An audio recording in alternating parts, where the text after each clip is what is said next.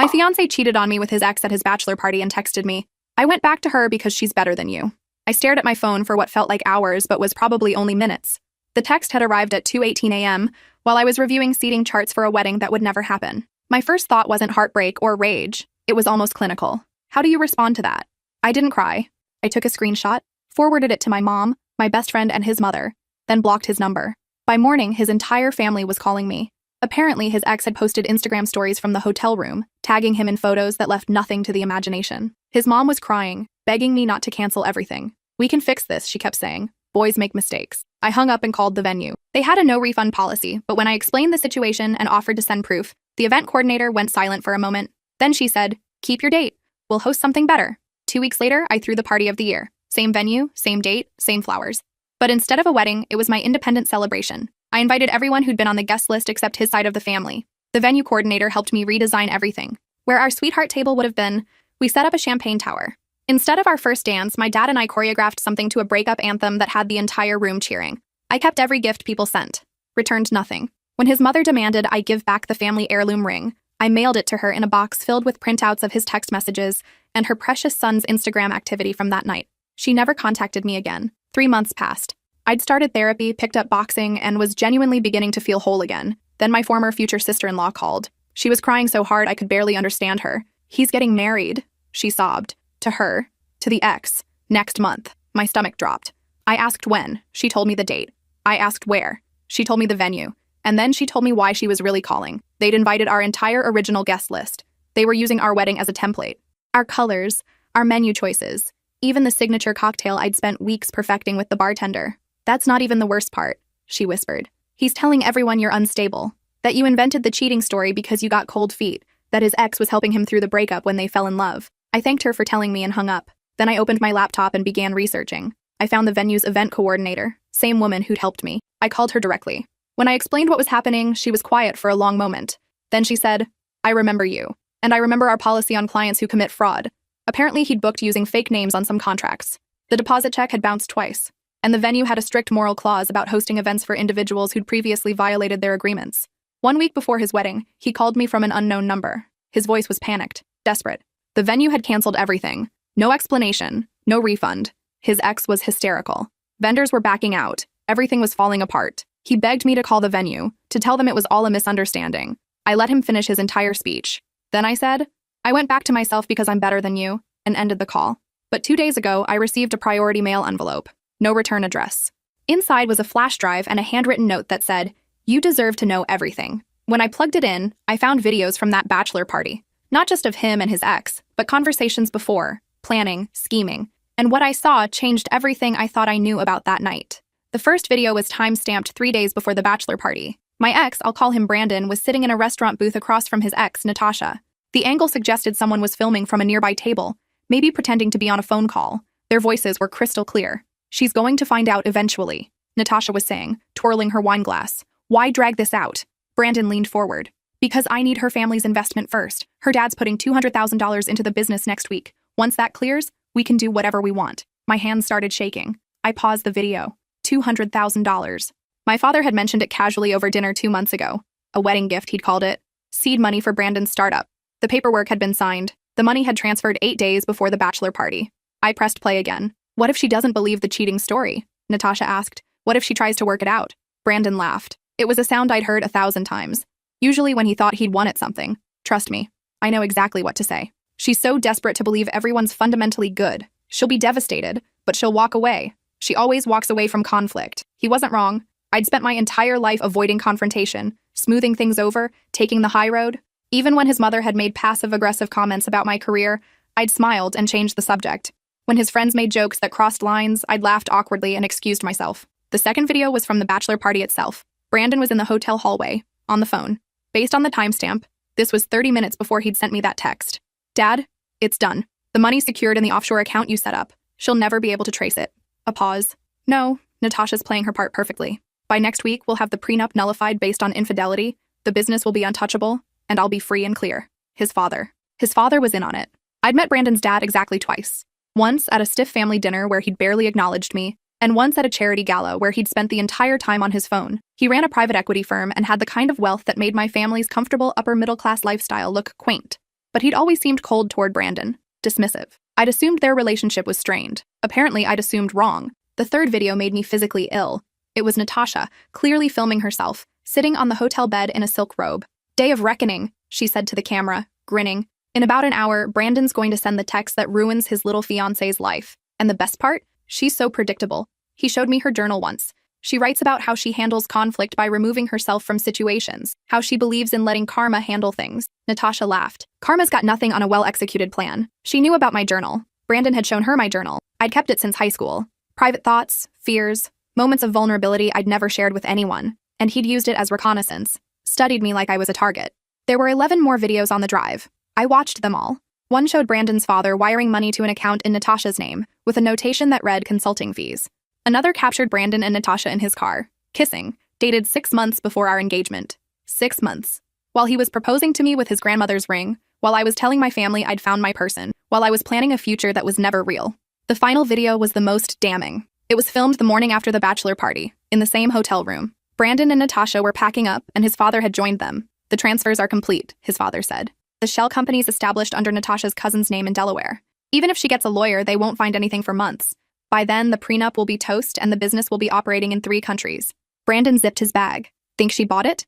His father shrugged. "Doesn't matter. You already have what you need. The venue's paid for through her family connections. You've got her father's investment, and you've established enough of a paper trail to make it look legitimate. Even if she figures it out, good luck proving conspiracy." Natasha checked her makeup in the mirror. "I almost feel bad. She seemed sweet." "Sweet doesn't build empires," Brandon's father said. "Remember that." I sat in my apartment. The video paused on Brandon's father's face. It was 3 a.m. I hadn't moved in 5 hours except to restart the videos, taking notes, screenshotting timestamps. My phone buzzed. A text from my mom. "Honey, are you okay? You haven't returned my calls." I'd ignored 14 calls while watching the videos. I texted back, "I'm fine. Can you and Dad come over tomorrow morning? I need to show you something." Then I texted my former future sister-in-law, Melissa. "Do you have contact info for anyone else in Brandon's family who might want to know the truth about him?" She responded immediately. "His Aunt Helen. She hates his dad." "Why?" "I'll explain tomorrow. Can you set up a meeting?" Done. I spent the rest of the night making copies of the flash drive, uploading files to 3 separate cloud accounts, and researching lawyers who specialized in financial fraud. By sunrise, I had a plan. My parents arrived at 8 a.m. with coffee and bagels, their faces creased with worry. My dad still had on his reading glasses, probably grabbed from whatever he'd been doing when I texted. "What's going on?" my mom asked, setting down the food and immediately moving to hug me. I stepped back. "I need you to watch something before you touch me, because once you see this, everything changes." Their faces shifted from concern to alarm. I pulled up the first video on my laptop and turned the screen toward them. Watching my parents watch those videos was harder than watching them myself. My mom's hand flew to her mouth during the restaurant conversation. My dad's face went red, then pale, then red again during the phone call with Brandon's father. By the final video, my mom was crying, and my dad was pacing. "That son of a..." My dad started. "Wait," I said. "Before you react, I need to know something. Can you stop the transfer? The $200,000? My dad stopped pacing. "It's gone. Transferred 9 days ago to his business account." "Why?" "Because according to these videos, it's already been moved. Probably to offshore accounts or shell companies. We need to trace it." My mom wiped her eyes. "We need to call the police."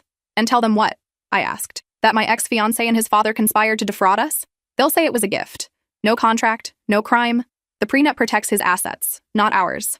We need a different approach." My dad sat down, his business mind clearly churning. He'd built his company from nothing, learned every dirty trick there was. "You're thinking civil suit." "I'm thinking bigger than that," I said. "I'm thinking we destroy his credibility so thoroughly that no investor will touch him. I'm thinking we expose his father's firm for fraudulent practices. I'm thinking we make this public in a way that ruins them both." My mom looked shocked. "Sweetheart, that's not like you. You've never been vindictive. They counted on that," I said quietly. "They studied me, used my own words against me, weaponized my kindness. I'm done being predictable." My dad nodded slowly. "What do you need?" "First, a forensic accountant. Second, a lawyer who specializes in white-collar crime. Third, meetings with everyone who invested in Brandon's company. And fourth," I pulled out my phone and opened a new contact. "I need to talk to whoever sent me this flash drive." The note had included no name, but there was a single clue. The handwriting was feminine, slanted left, with a small heart over the lowercase I in inside. I'd seen that handwriting before, on a birthday card from last year. Brandon's cousin Iris. Iris had always been kind to me, quiet at family gatherings, observant. She worked in her uncle's firm, Brandon's father's company, as a junior analyst. I'd assumed she was just another cog in the family machine. I texted her, "Thank you for the truth. Can we meet?" The response came within minutes. "Coffee shop on Broad Street, noon. Come alone." I looked at my parents. I need to do this next part myself. My mom started to protest, but my dad put a hand on her arm. Let her. The coffee shop was crowded with the lunch rush. People in business casual grabbing sandwiches and lattes. Iris sat in the back corner, wearing sunglasses indoors and a baseball cap. She looked like she was trying to disappear. I slid into the seat across from her. Why'd you do it? She pushed the sunglasses up, and I saw a bruise along her cheekbone, carefully concealed with makeup. Because I'm tired of watching my family destroy people. Who hit you? My uncle, Brandon's father. When he found out I'd been asking questions about the offshore accounts. She stirred her coffee without drinking it. I work in compliance. It's my job to flag suspicious transactions. 3 months ago, I noticed unusual transfers from client accounts. Small amounts, nothing that would trigger automatic alerts, but consistent. Always to the same network of shell companies. Your uncle's embezzling. Has been for years. But I could never prove it until I started monitoring Brandon's accounts. He's sloppy, arrogant, keeps records on his laptop in a folder labeled fantasy football. When I saw the transfer from your father's name, I knew exactly what was happening. I've watched him do this twice before. Different girlfriends, different schemes, same outcome. My chest tightened. There were others? Iris pulled out her phone and showed me photos. 2 young women, both smiling in engagement photos with Brandon. Violet was 3 years ago. Her family owned a chain of hotels. Brandon dated her for 8 months, got engaged, convinced her father to invest in a resort development project. The week before the wedding, Brandon discovered she was cheating. The project dissolved. The money vanished. Violet spent 2 years in therapy. She swiped to the next photo. Penelope was 5 years ago. Her trust fund was worth $3 million. Brandon proposed, convinced her to put half into a tech startup he was launching with his father. 2 months later, he caught her kissing someone at a party, called off the wedding. The startup failed spectacularly, but somehow my uncle's firm ended up with several million in assets from the liquidation. And no one ever connected the dots? My uncle's very good at making things look legitimate. Different LLCs, different business partners on paper, different timelines. But it's always the same pattern. Brandon finds a woman with money or connections, gets close to her family, extracts maximum value, then orchestrates a breakup that makes him look like the victim. I felt sick. How many other people has your uncle done this to? Dozens, maybe hundreds. His entire firm is built on sophisticated fraud. Client money gets skimmed, redirected, invested in ventures that benefit him, then hidden behind corporate structures so complex that even forensic accountants struggle to untangle them. I've been collecting evidence for 2 years, but I needed something irrefutable, something that showed clear intent. The videos. Brandon's stupid enough to think he's invincible. I installed monitoring software on the company phone 6 months ago. Everything he filmed, every call he made, every text, got backed up to a server I control. When I saw what he was planning with you, I knew it was finally enough to take them down, but I can't do it alone. If I come forward, I lose my job, probably face retaliation, maybe worse. But if you come forward with evidence, with your father's legitimate claim to fraud, with a lawyer who knows how to navigate this, we can destroy them both. Iris nodded. I have documentation of every fraudulent transaction my uncle's made in the last 5 years. Bank records, emails, recordings. But I need someone with standing to file complaints with the SEC, the FBI, the state attorney general. You're his victim. You have that standing. I sat back, processing. This was so much bigger than a cheating fiancé. This was organized, systematic fraud. Lives ruined, families destroyed. Also, Brandon's father could add a few more million to his fortune. What happens to you when this goes public? I asked. I disappear. I've already arranged to transfer to our London office under a different division. New name, new identity. My uncle has connections that go deep. I'm not safe here once this breaks. And you're willing to give up everything to stop him? Iris's eyes were hard. My uncle broke my grandmother's hip when she questioned a trust fund distribution. He's blackmailed 3 board members that I know of. He's ruined countless lives and called it business. Someone has to stop him. Might as well be me. I pulled out my phone and called my father. Dad, I need you to set up a meeting with the best white-collar criminal defense attorney you know. Today. And I need you to contact the SEC's whistleblower office. I'll explain everything when I get home. Then I looked at Iris. Give me everything you have. I'll make sure your name stays protected as long as possible. She slid a USB drive across the table. This is encrypted. Password is the day Brandon proposed to you. 6 digits, month, and day. I took the drive. Why that date? Because it's the day I decided I had to stop him. I saw how happy you looked in the photos he showed the family, and I knew exactly what he was planning. I couldn't live with myself if I let it happen again. We sat in silence for a moment. Thank you, I said finally. Don't thank me yet. What comes next is going to get ugly. My uncle doesn't lose quietly. She was right. The next 6 weeks were a blur of lawyers, depositions, forensic accountants poring over bank records, and federal investigators asking the same questions in 17 different ways. The evidence was overwhelming. Brandon's father had embezzled over $18 million from clients over a decade. Brandon himself had defrauded 4 women, including me, for a combined total of $4.6 million. But building a federal case takes time. And while the investigation was ongoing, Brandon and his father were still free, still operating, still dangerous. 3 weeks after my meeting with Iris, my apartment was broken into. Nothing was taken, but everything was disturbed. Drawers opened, papers scattered, a message left on my bathroom mirror in lipstick. Drop it. I called the police, filed a report, and moved in with my parents. My mom wanted me to back off, let the authorities handle it. My dad understood that backing off wasn't an option anymore. We'd crossed a line. The only way out was through. Then Brandon's father's lawyers filed a countersuit. Defamation, tortious interference, emotional distress. They claimed I was a jilted ex-fiancé fabricating evidence to ruin an innocent man's reputation. They demanded $10 million in damages. My lawyer, a razor-sharp woman named Candace, who'd made her career taking down corporate fraudsters, barely glanced at the filing before tossing it on her desk. Standard intimidation tactic, she said. They're hoping you'll settle to make it go away. We're not settling. Can they win? Not a chance. But they can make the next few months of your life miserable. Depositions, interrogatories, document requests. They'll try to bury you in paperwork and legal fees. Are you prepared for that? I thought about Violet, spending 2 years in therapy. About Penelope, who according to Iris had moved to another country to escape the shame. About my own father's $200,000, likely sitting in some untouchable offshore account. I'm prepared. What I wasn't prepared for was the media coverage. Someone leaked the story to a business reporter, who connected it to 3 other victims and wrote a front-page expose. Brandon's father's firm, previously known for discretion and exclusivity, was suddenly under public scrutiny. Clients started pulling accounts. Partners started distancing themselves. The SEC investigation was no longer quiet. And Brandon, who'd been radio silent since our last phone call, suddenly wanted to talk. He showed up at my parents' house on a Tuesday night, banging on the door until my dad threatened to call the police. My mom physically blocked me from going outside, but I could hear him through the closed door. "This is insane," he shouted. "You're destroying my life over nothing. I made a mistake. One mistake. And you're trying to ruin everything I've built." My dad opened the door, standing in the frame like a wall. "Everything you stole, you mean? Get off my property before I call the cops. I want to talk to her. Just 5 minutes. I can explain everything." "There's nothing to explain," I said, stepping into view behind my dad.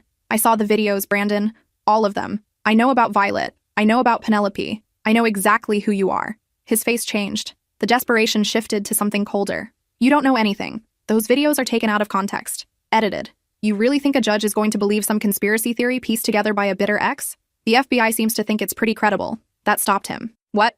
The federal investigation into your father's firm. Did you think it would stay contained? They've seized bank records from 8 countries. They've interviewed 30 of your father's clients. And they're very interested in your role in multiple instances of fraud. So no, Brandon, I'm not destroying your life. You did that yourself." He stood there, clearly trying to recalibrate. Then he tried a different approach. "Look, we can work this out. I'll give your dad his money back. We'll call everything even. You drop the investigation, I'll admit I made some bad choices, and we both move on. You think this is about money? Everything's about money." And there it was. The truth he actually believed. People were transactions. Relationships were investments. Love was just another asset to leverage. "Get out," my dad said quietly. "And if you come back here, I'll have you arrested for trespassing." Brandon left, but not before turning back one more time. "You're making a huge mistake. My father has resources you can't imagine. Lawyers, connections, people who owe him favors. This isn't over." He was right. It wasn't over. 2 days later, someone leaked my address to a gossip blog, claiming I was running a revenge scheme against an innocent man. I started getting hate mail. My social media filled with comments from burner accounts, calling me everything from a gold digger to a liar. Someone created a fake dating profile using my photos and sent the link to everyone I knew. Candace called it a pressure campaign. I called it hell. But then something unexpected happened. Violet reached out. She'd seen the news coverage and wanted to talk. We met at a quiet restaurant, 2 women who'd been targeted by the same predator, comparing notes. "He told me I was paranoid," Violet said, stirring her tea without drinking it. When I questioned where the investment money went, he said I didn't understand business. When I asked to see financial statements, he accused me of not trusting him. By the time I figured out what happened, he was gone, and my father's lawyers said pursuing it would cost more than we'd recover. How much did he take? $1.8 million. My father never fully recovered. The stress triggered a heart attack 6 months later. He survived, but he's never been the same. He blames himself for trusting Brandon. I told her about Iris, about the systematic nature of the fraud, about the federal investigation. She started crying. All this time, I thought it was my fault, that I'd been stupid, naive, that I should have seen the signs. "It wasn't your fault. He's a professional. This is what he does." We talked for 3 hours. By the end, Violet had agreed to speak to the FBI, to add her testimony to the growing case. She also put me in touch with Penelope, who'd moved to Barcelona but was willing to give a deposition. The walls were closing in on Brandon and his father, but they weren't going down without a fight. The next escalation came through the legal system. Brandon's father filed for bankruptcy protection for his firm, claiming the investigation had destroyed his business and made it impossible to operate. It was a strategic move, designed to freeze assets and delay the criminal proceedings. Candace anticipated it. "He's trying to run out the clock, file bankruptcy, stall the investigation, hope people lose interest, or run out of money to pursue him. Classic playbook. Will it work? Not if the criminal charges stick. And based on what the FBI's found, they're going to stick." But bankruptcy meant my father's $200,000 was now tied up in a legal morass that could take years to resolve. Other victims were in the same boat, watching their money disappear into a black hole of legal maneuvering. That's when I had an idea. What if we don't wait for the legal system? I asked Candace during one of our strategy sessions. What do you mean? The court of public opinion moves faster than federal court. What if we take everything public? Every victim, every transaction, every piece of evidence. Make it impossible for anyone to do business with him ever again. Candace considered it. It's risky. Could compromise the criminal case if we reveal too much. Could open you up to more defamation claims. And it definitely makes you more of a target. I'm already a target. At least this way, we control the narrative. She nodded slowly. I know a documentary filmmaker. She's been looking for her next project. This would certainly qualify. 2 weeks later, I was sitting in a studio. Cameras pointed at me, telling my story to a journalist named Ramona, who'd made her career exposing corporate fraud. She'd interviewed Violet, Penelope, Iris in shadow with voice disguised, and 8 other victims of Brandon's father's schemes who'd never come forward before. The documentary was scheduled to air in 6 weeks on a major streaming platform. The publicity team sent advance copies to every major news outlet. The day before the release, my phone started ringing with interview requests. Brandon's father's lawyers immediately filed for an injunction to stop the release. A judge reviewed the evidence and denied it, ruling that the documentary presented factual information backed by documents and testimony, protected as journalism. The documentary dropped on a Friday night. By Saturday morning, it had been viewed 3 million times. By Sunday, it was trending on every social media platform. By Monday, Brandon's father's firm had lost every remaining client, and 3 partners had resigned. And on Tuesday, the FBI arrested both Brandon and his father. The charges were extensive: wire fraud, mail fraud, money laundering, securities fraud, conspiracy, racketeering. Brandon's father was looking at 30 years. Brandon was looking at 15. They both pleaded not guilty. Their lawyers argued entrapment, selective prosecution, fabricated evidence. But the case was ironclad. Bank records don't lie. Videos don't lie. And 11 victims telling the same story carries weight that no legal maneuvering can dismiss. The trial was scheduled for 8 months out. In the meantime, I tried to rebuild my life. I'd left my job during the investigation, the stress making it impossible to focus. Now I was looking for work, trying to figure out who I was without the anger and mission that had consumed me for months.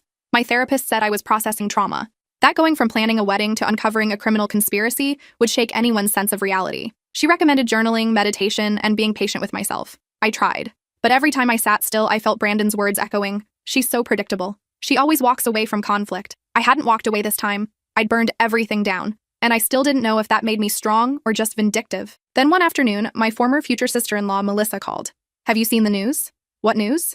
Natasha, Brandon's ex. She's been arrested. I pulled up the story on my laptop. Natasha had been charged as an accomplice in the scheme. Apparently, she'd received over $400,000 in consulting fees from Brandon's father's firm, money that prosecutors argued was payment for her role in the frauds. She'd helped target victims, posed as the other woman to justify breakups, and in at least 2 cases, had directly solicited investment money from the victims' families. She was out on bail, but her face was all over the news. The comment section was brutal. People called her a gold digger, a con artist, a homewrecker. Some of it was deserved, but reading it made me feel hollow. Are you okay? Melissa asked. I don't know. I thought I'd feel better seeing her arrested, but I just feel tired. That's because you're not like them. You're not vindictive or cruel. You're just trying to make sure they can't hurt anyone else. Maybe. Or maybe I'd become exactly what they'd accused me of being, a bitter ex-fiancé using the legal system for revenge. The trial started on a cold January morning, exactly 13 months after Brandon sent that text. The courthouse was packed with reporters, victims, and curious onlookers. I sat in the gallery with my parents, Violet, and Penelope. Iris had flown in from London but sat in a different section, still maintaining her cover. The prosecution opened with the timeline. 10 years of fraud, millions stolen, lives destroyed. They showed bank records, played audio recordings, displayed emails. They walked the jury through shell companies and offshore accounts, explaining how money entered and exited the ecosystem designed to hide it. Then they called witnesses. Violet testified about the hotel investment that never materialized. Penelope described the tech startup that existed only on paper. I explained the wedding that was never meant to happen, the love that was always fake. Brandon's father's defense was predictable. He was a legitimate businessman. The charges were exaggerated. The victims had made risky investments and were now blaming him for their bad decisions. His lawyer painted him as a target of overzealous prosecutors looking for a high-profile win. Brandon's defense was more creative. He claimed he'd been manipulated by his father, pressured into schemes he didn't fully understand, that he'd genuinely loved me and the others, but his father had orchestrated the breakups to serve his own purposes. He cried on the stand, apologized, said he'd spend the rest of his life making amends. The jury didn't buy it. On day 19 of the trial, they returned with guilty verdicts on all counts for both defendants. Brandon's father showed no emotion. Brandon broke down, sobbing. Sentencing was set for 6 weeks later. In the waiting period, I found myself checking the news constantly. Reading analysis of the trial, following updates on asset recovery. The government had seized $22 million from various accounts, money that would eventually be distributed to victims. My father would get most of his investment back, though the emotional cost was incalculable. The morning of sentencing, I wore the dress I'd bought for my wedding rehearsal dinner. It felt appropriate somehow, reclaiming something that had been tainted. The judge was a no-nonsense woman in her 60s who'd seen every variation of white-collar crime. She listened to the prosecution's recommendation of maximum sentences, then to the defense's pleas for leniency. Then she spoke. These defendants didn't just steal money. They stole trust. They weaponized love. They turned relationships into transactions and people into marks. The damage they've caused goes beyond financial statements. They've left victims questioning their own judgment, their ability to trust others, their fundamental understanding of human decency. She sentenced Brandon's father to 28 years in federal prison. Brandon got 18 years. Both men would be in their 60s before they tasted freedom again. Outside the courthouse, reporters swarmed. I gave a brief statement, thanking the prosecutors and investigators, expressing hope that other victims would come forward if they'd been targeted. Then I left, my parents flanking me, and we drove to a quiet restaurant where we'd celebrated my graduation years ago. "How do you feel?" my mom asked once we'd ordered. "Empty," I said honestly. I thought I'd feel relieved or vindicated or something, but I just feel empty. My dad reached across the table and took my hand. "That's because justice doesn't fill the hole they created. It just stops the bleeding. Healing is a different process entirely." He was right. The trial was over, but my recovery was just beginning. In the months that followed, I started writing about my experience, not for publication, just for myself, processing the betrayal, the rage, the tiny moments where I'd almost believed Brandon's lies. My therapist said it was healthy. That narrative helps us make sense of chaos. Eventually, I started a blog. Anonymous at first, just sharing my story in case someone else out there needed to hear it. The response was overwhelming. Hundreds of people reached out, sharing their own experiences with financial abuse, romantic fraud, and family members who'd exploited them. I realized how common this was, how many people carried shame for being manipulated by someone they loved. I started speaking at events about financial literacy and recognizing red flags in relationships. I consulted with the FBI on training materials for investigating romance scams. I turned my pain into purpose, and slowly, gradually, I started feeling like myself again. Not the version who'd been planning a wedding to a con artist, but someone new, someone harder in some ways, softer in others, someone who'd walked through fire and come out scarred but alive. 2 years after the sentencing, I received a letter. Prison mail. Brandon's name in the return address. My first instinct was to throw it away unopened, but curiosity won. The letter was handwritten, 6 pages long. It started with an apology, not the performative kind he'd given in court, but something rawer. He admitted to the planning, the manipulation, the calculated cruelty. He described growing up with his father, learning that people were either predators or prey, that the only way to survive was to attack first. He didn't ask for forgiveness. He didn't ask for anything. He just said he'd been thinking about the person he'd become and the people he'd hurt, and he wanted me to know that he understood now what he'd done. I read it twice, then filed it away in a folder with all the other documents from that period of my life. I didn't respond. What could I say that mattered? But something about that letter shifted something in me. The last piece of anger I'd been carrying, the part that wanted him to suffer as much as he'd made me suffer, just dissolved. Not forgiveness exactly, more like release. I ran into Violet a few months later at a coffee shop. We'd kept in touch sporadically, occasional texts on anniversaries of the trial or when news broke about asset recovery. She looked different, lighter somehow. "I'm getting married," she said, showing me a ring, "to someone wonderful, someone honest. And I thought about not telling you, like maybe it would be weird. But then I realized you'd understand better than anyone." Understand what? That finding love after something like that feels like proof. Proof that we're not broken, that we can still trust our judgment, that they didn't win. I hugged her, genuinely happy. They definitely didn't win. Later that night, I updated my blog with a new post about healing, about the difference between justice and revenge, about learning to trust again. The comments poured in, people sharing their own journeys, thanking me for being honest about how hard it was. One comment stood out. It was from a username I didn't recognize. "Thank you for being brave enough to fight back. You saved me from becoming another victim. I was dating someone who had all the same red flags you described.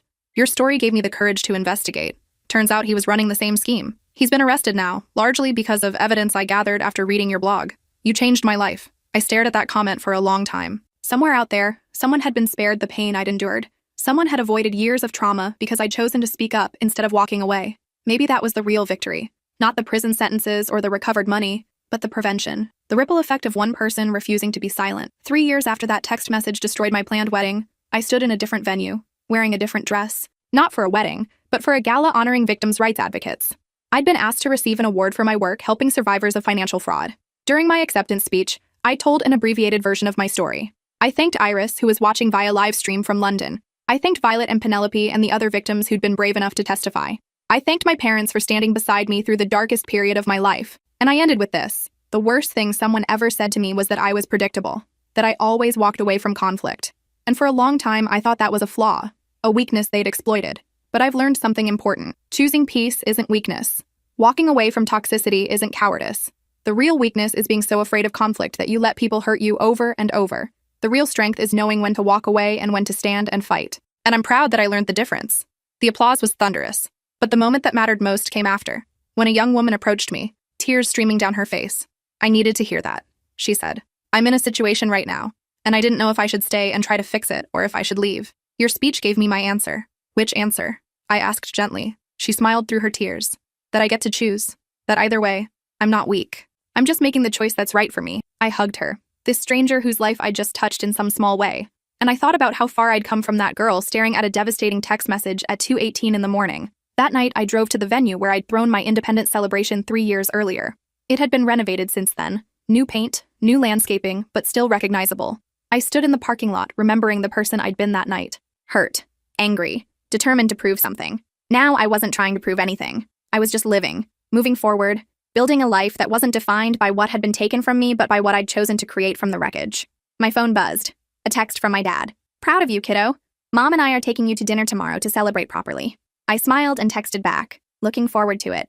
As I drove home, I thought about everything that text from Brandon had set in motion. The pain, yes, but also the growth, the connections with other survivors, the work that gave me purpose, the understanding that I was stronger than I'd ever imagined. Would I choose to go through it again if I could go back? Never. But I wouldn't trade who I'd become on the other side of it either. Sometimes the worst thing that happens to you becomes the catalyst for becoming your best self, not because of the trauma, but because of how you choose to respond to it. And my response, ultimately, wasn't revenge or bitterness. It was transformation. It was refusing to let someone else's cruelty define my capacity for trust, for love, for hope. I pulled into my apartment complex, parked, and sat for a moment in the quiet. Tomorrow, I'd wake up and continue building this new life. I'd work on my blog, maybe take that consulting call from the fraud prevention nonprofit, definitely go to my boxing class because hitting things was still therapeutic. But tonight, I let myself just be, just exist in the space between who I'd been and who I was becoming. Just breathe. And for the first time in a very long time, that was enough.